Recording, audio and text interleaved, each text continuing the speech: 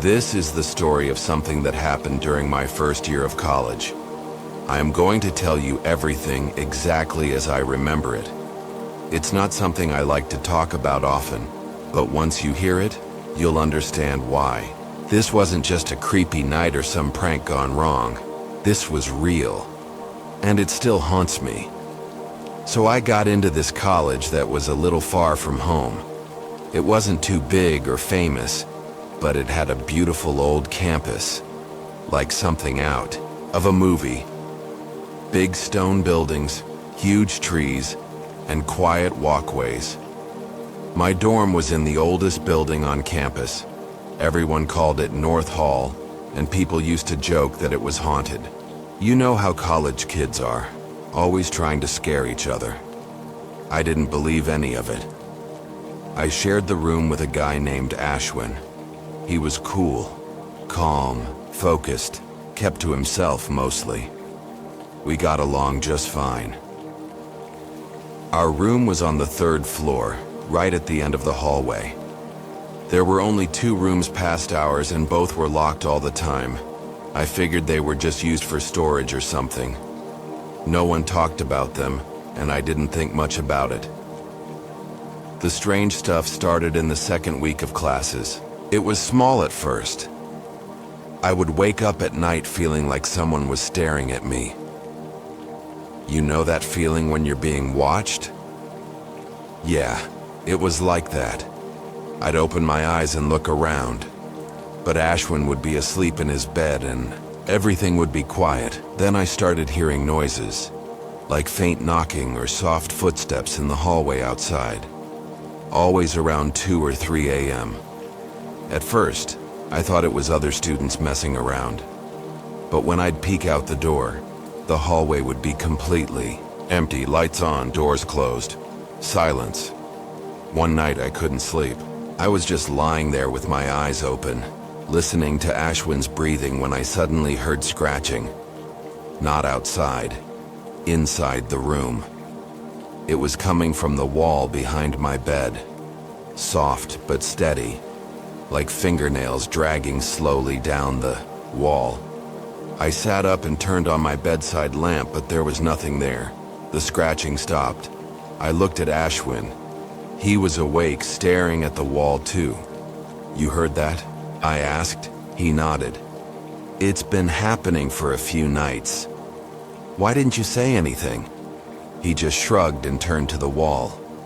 "You wouldn't believe me." That's when I started feeling that something was really wrong. I decided to talk to the seniors about it. You know how in college there's always that one group of older students who've seen everything? I found one guy named Rajiv in the library and told him about the noises and the feeling of being watched. He went quiet for a second, then said, "You're in North Hall, right?" I nodded. "Room 313? Yes." He leaned in closer and whispered, "Don't stay up after 2 a.m. and whatever you do, never open the door if someone knocks at night, no matter what." I laughed nervously. "Why?" He just stood up and left. That night I couldn't sleep. I kept thinking about what Rajiv said. Around 2:15 a.m., I heard it again. Soft knocking on the door. Not loud, not aggressive, just gentle, slow knocks. 3 of them. Then silence. Then 3 more. I didn't move. I didn't even breathe. My heart was pounding so hard it hurt.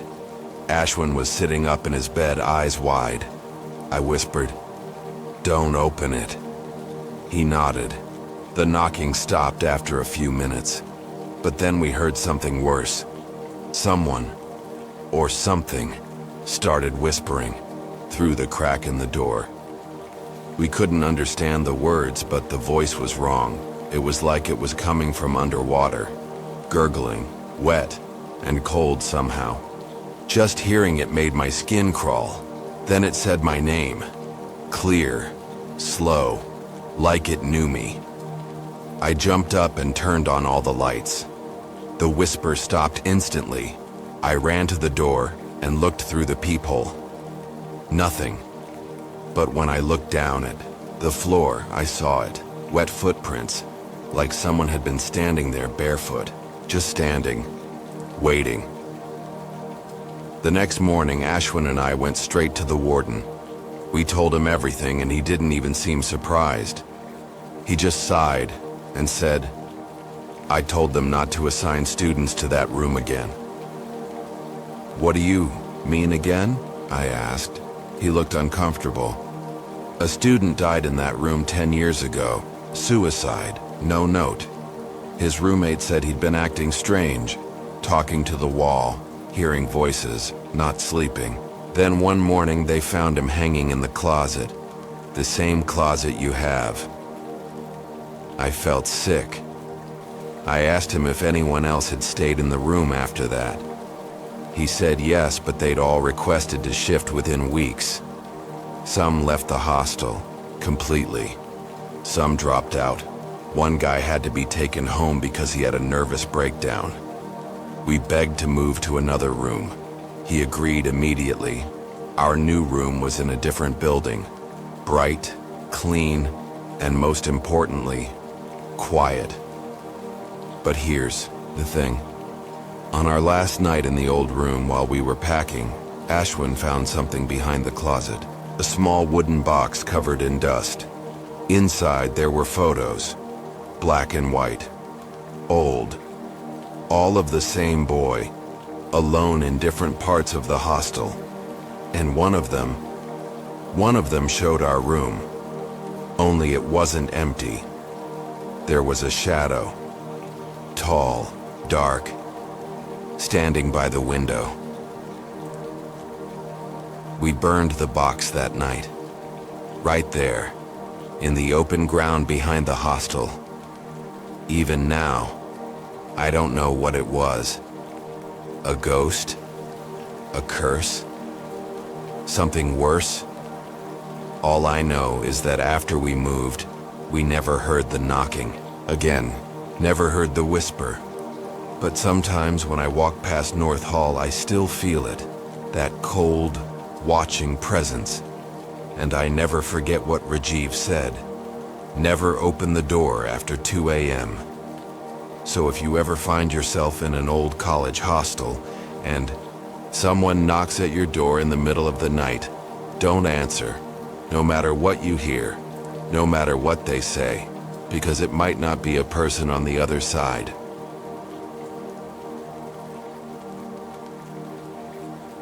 This is the story of something truly terrifying that happened during my second year of college. I am going to tell you everything, and I swear I'm not making any of it up. If you've ever lived in a hostel or a dorm, you know that's strange. Things happen sometimes. Noises, lights flickering, whispers. But this was something else. Something dark. Something real. I was studying in a small college located in a hilly town. The place was quiet, peaceful, and surrounded by thick forests. The college building was new, but the hostel we stayed in was actually an old mansion turned into student housing. The building was huge, with high ceilings, wooden floors, and narrow hallways. People said it used to be a British officer's home during colonial times. It looked beautiful in the day, but at night, it was a different story. I shared my room with 2 other guys, Vivek and Farhan. We were close friends and always did everything together. Classes, meals, even late-night walks when we couldn't sleep. Our room was on the top floor, and from our window we could see the forest and a small graveyard in the distance. Yeah, a real graveyard. I'm not joking. Now here's where things start getting strange. One night, around mid-semester, we were all in the room studying for an exam. It was around 1 a.m. when the power suddenly went out. Not unusual in that area. Power cuts were common, so we lit a candle, laughed about it, and decided to take a short break. That's when we heard the footsteps. Slow, heavy footsteps from the hallway outside, like someone dragging their feet. We looked at each other. No one else was supposed to be on that floor. The other rooms were empty, under renovation. Vivek got up, walked to the door, and opened it. No one was there, but the footsteps didn't stop. We could still hear them, now moving down the hallway, even though we could see that no one was there. Farhan slammed the door shut and locked it. We all sat there in silence, listening. The sound stopped right outside our room. Then came the knocking. Not fast or loud. Just 3 slow knocks. Thump, thump, thump. We didn't answer. We didn't move. We didn't even breathe. Then whoever, or whatever it was, whispered through the keyhole. I swear to you, I will never forget that sound. It was dry, raspy, and broken like someone with no throat. Let me in. It kept whispering for almost 2 minutes. Then silence. When we finally gathered the courage to check, there was no one there. But on the floor outside our door, written in what looked like ash or soot, was a word. Hello. We didn't sleep that night. The next day we told the warden. He just gave us a strange look and said, "Don't worry. Old buildings make noises." We weren't convinced. So, we decided to find out more about the mansion's past. We went to the local library and looked through old records. After a lot of digging, we found something chilling. Back in the early 1900s, the mansion belonged to a British officer named Colonel Douglas. He lived there with his wife and daughter. One winter night, his daughter went missing. Her body was found days later in the nearby forest, torn, frozen, and covered in scratches. Some say it was a wild animal. Others said it was something else, something not human. The colonel went mad with grief, locked himself in the top floor of the house, and never came out. They say he kept whispering to himself, asking his daughter to come back. Weeks later, he was found dead in that same hallway where we heard the footsteps. Guess where our room was? Exactly, where the colonel had spent his final days. We started seeing things after that. Reflections in mirrors that didn't match reality. Cold spots in the room, even in the middle of summer. Farhan once woke up screaming, saying someone was standing over his bed with a rope in their hands. Vivek started sleepwalking, always heading toward the staircase that led to the attic, which was always locked. But the worst night was yet to come. It was a Friday. We were all tired after a long week and decided to stay in and relax. Around 2 a.m. the lights went out again. This time, it wasn't just a power cut. The air turned freezing, like we were standing inside a refrigerator. Our candle wouldn't light. Our phones wouldn't turn on. Then, slowly, our door creaked open on its own. Standing there, in the doorway, was a figure. Not solid, not fully human. Tall, thin, with empty eyes that glowed faintly in the dark. Its mouth was wide open, but no sound came out. Its body twitched like it was broken inside. It stared at us for what felt like hours. Then it stepped inside. We ran. We didn't even think. We just ran out of the room, down the stairs and into the warden's office, banging on the door like maniacs. He opened it, saw our faces, and didn't even ask questions. He let us sleep there that night. The next morning, we packed our things and requested to move out of the hostel. Thankfully, they let us. Here's the thing though. 2 weeks after we left, another student was assigned to our old room. He was found unconscious outside the attic door 3 nights later. No one knows what he saw. He left college the very next day and never came back. The room is locked now. No one stays there. No one even goes near it. Sometimes late at night, I still dream of that whisper, "Let me in." And I wake up in a cold sweat, heart pounding, eyes wide open. So if you ever hear slow footsteps in a quiet college hallway, if you hear a knock at 2 a.m. and a whisper that asks you to open the door, don't, because once you let it in, it never leaves.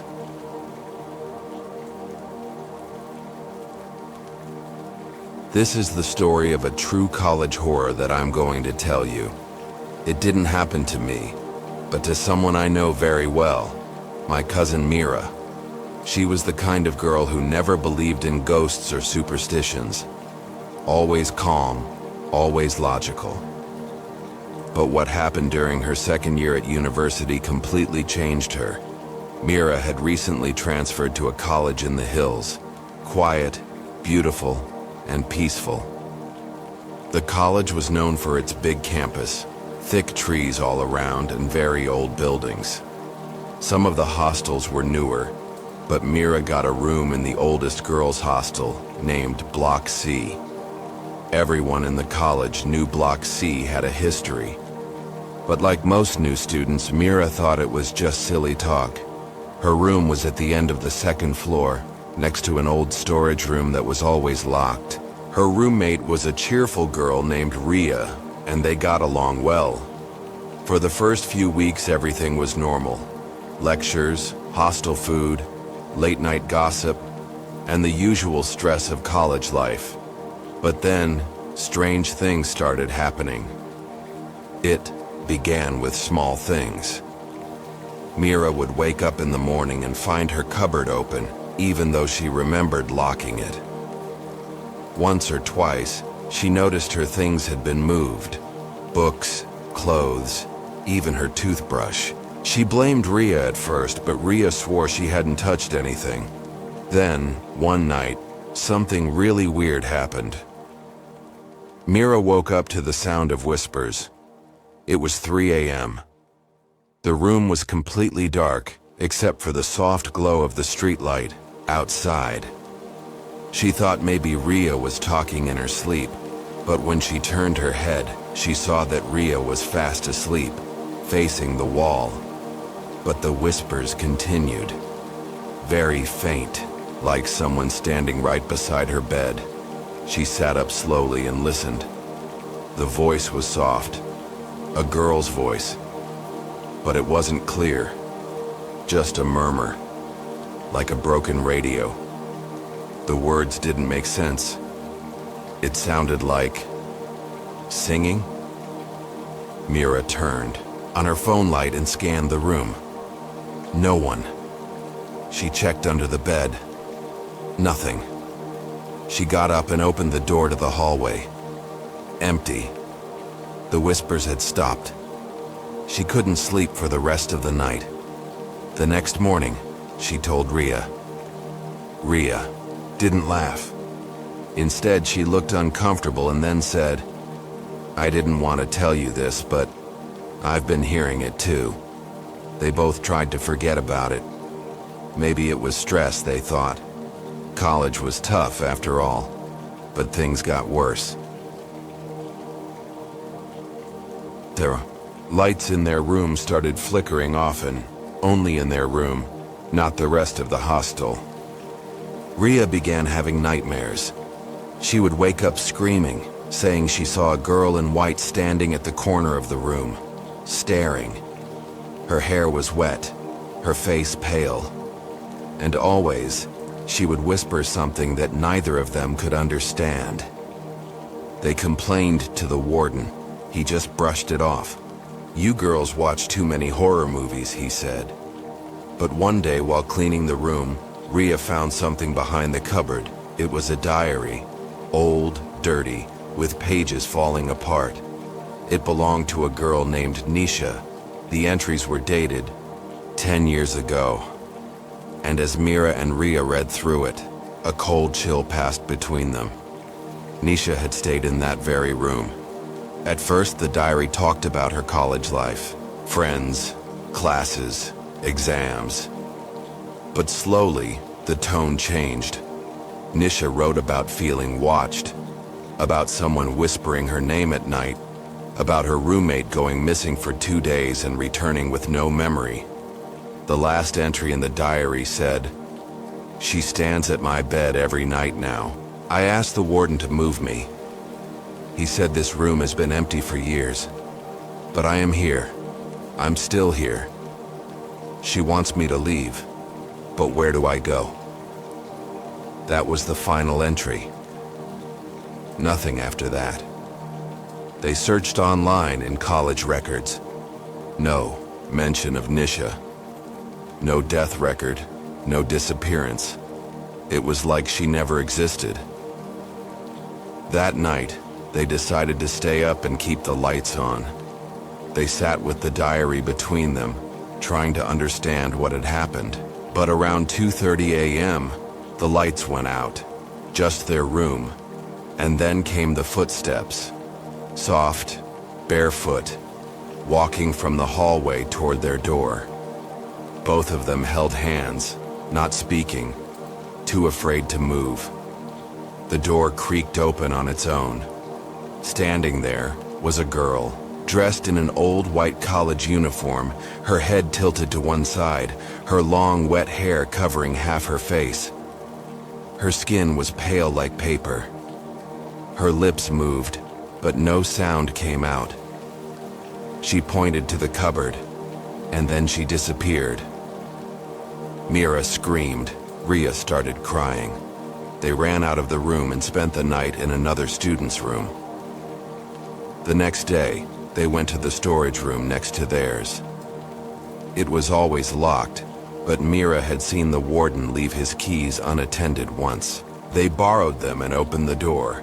The room was dusty and full of broken furniture, but in the corner, behind a pile of old mattresses, they found something that made their blood run cold, a name carved into the wall. Nisha, and under it helped me there was also a piece of rope, old and torn. They didn't speak. They just locked the door again and returned the keys.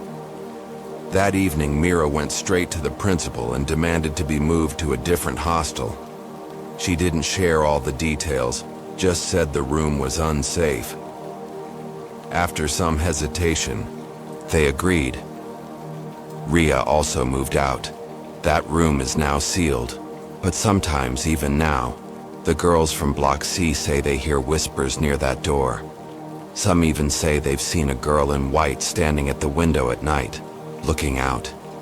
Mira finished her college from another hostel. She never went back to that building, and to this day she says she doesn't believe in ghosts. But when she says it, her hands shake, and she never, ever sleeps with the lights off. So if you're ever staying in a college dorm and you hear soft whispers at night or footsteps outside your door when no one should be there, just remember this story. Some rooms hold memories, and some hold things far worse.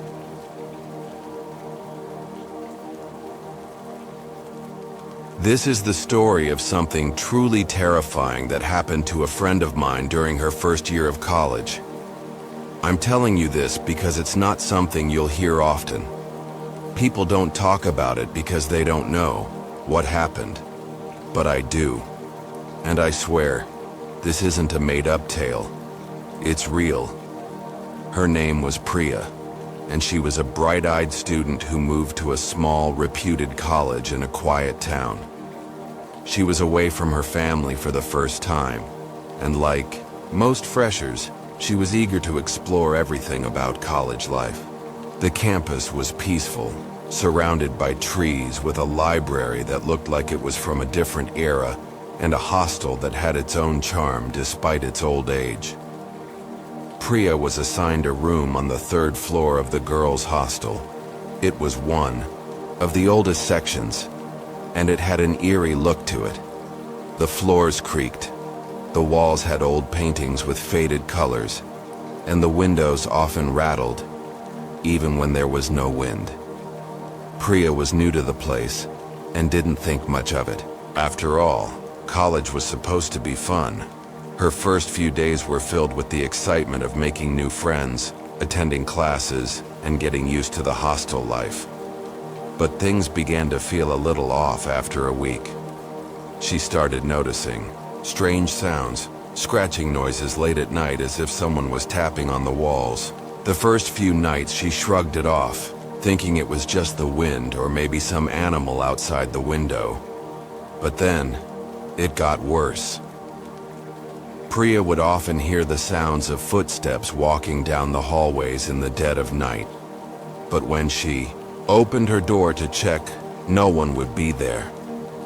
She found herself constantly glancing over her shoulder, feeling like someone or something was watching her. At first, she blamed it on nerves, the usual fear that comes with living in a new place, away from home. One evening around 10 p.m., Priya was sitting on her bed, reading a book when the power went out. It wasn't unusual for the electricity to go off once in a while, but it was always fixed quickly. This time, though, the light stayed off for longer than usual. She sighed, put down her book, and got up to look out the window. The campus was bathed in moonlight, and everything looked peaceful. But then she noticed something odd, a figure standing near the trees. At first, she thought it was a student, maybe someone from the library or a late-night wanderer. But as she stared, the figure didn't move. It was standing absolutely still, staring into the darkness. Something about the figure seemed wrong, but she couldn't place it. The silence was so thick it felt suffocating. Priya shook her head, thinking it was her imagination, and turned away from the window. But as she did, the hairs on the back of her neck stood up. The footsteps, the same slow, deliberate steps that she had heard earlier in the night, echoed from the hallway outside her door. She froze. The door creaked open on its own, just a little. No one was there. Priya quickly bolted the door shut, her heart racing. The footsteps continued, getting closer. She grabbed her phone to call her roommate, Anjali, but the screen went black. Her phone was dead, but it was fully charged just moments before. Terrified, Priya backed up against the wall. The footsteps stopped at her door. Then, a soft knock. 1, 2, 3 knocks, slow and rhythmic. "Who's there?" Priya asked, her voice trembling. No answer. She didn't know what to do. It was too late to go outside, and the hallway was empty. Slowly, she turned the doorknob, praying it was just a prank. But the door didn't budge. The lock was jammed. She twisted the knob harder, but it wouldn't open. The knocking began, again, louder now. Knock, knock, knock. Her breath caught in her throat as she stumbled backward, her eyes glued to the door. Then she heard a whisper, a cold, raspy whisper that made her blood run cold. "Let me in." Priya couldn't move. Her feet felt like they were glued to the floor. She wanted to scream but couldn't. The whisper came again, followed by the sound of nails scraping against the door, as if someone was scratching to get in. In a panic, Priya ran to the window, trying to find a way out, but the figure by the trees was gone. The night was still, too still.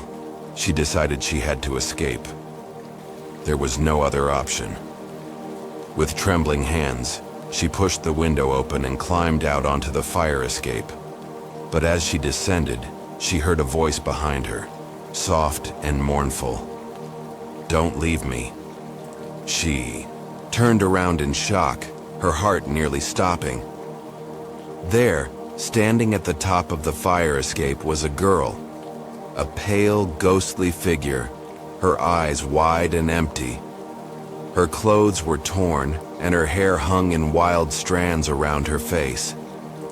She looked like something straight out of a nightmare. The girl reached out her hand and Priya froze. Then with a loud bang, The fire escape door slammed shut. Priya gasped, and the girl vanished. She scrambled down the last few steps, her breath ragged, her mind racing. When she finally reached the bottom, she ran across the yard, straight to the warden's office. Out of breath, she pounded on the door, shouting for help. The warden opened the door, looking surprised. "What happened, Priya?"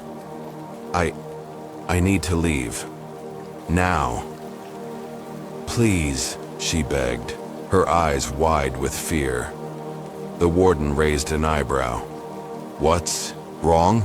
You've been hearing things, haven't you? The noises, the footsteps. It's all part of living in an old building. Don't worry about it. No, this is real.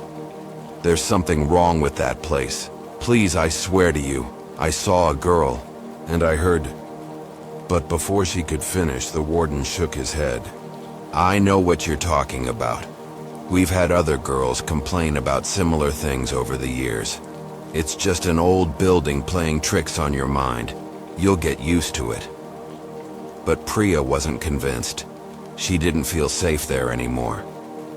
She begged the warden to let her leave, and after much persuasion, he finally agreed to move her to another building.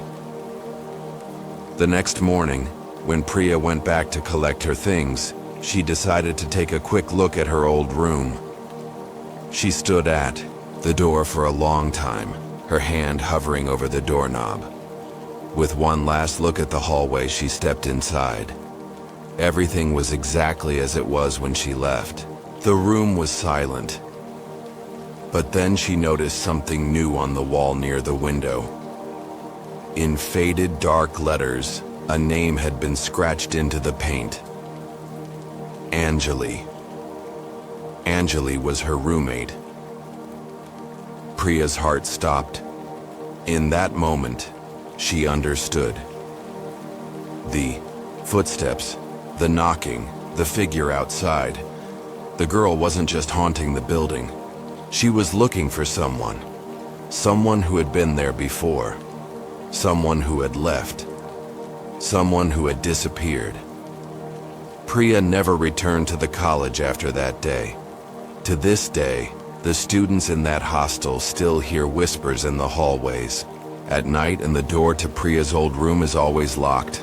Some say it's just the wind. Others, though, swear they can hear the soft sound of footsteps in the dead of night.